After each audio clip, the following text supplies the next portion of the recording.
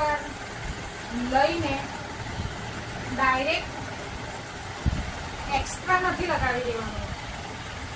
બધું ક્લિયર કરો. ફાઉન્ડેશન એકદમ લિટલ જ રહેવું જોઈએ, થોડુંક જ રહેવું જોઈએ. એને પછી અપ્લાય કરો. ફાઉન્ડેશનનો થપ્પો લઈને જો તમે જો ફાઉન્ડેશનનો થપ્પો લઈને નથી લગાવતા.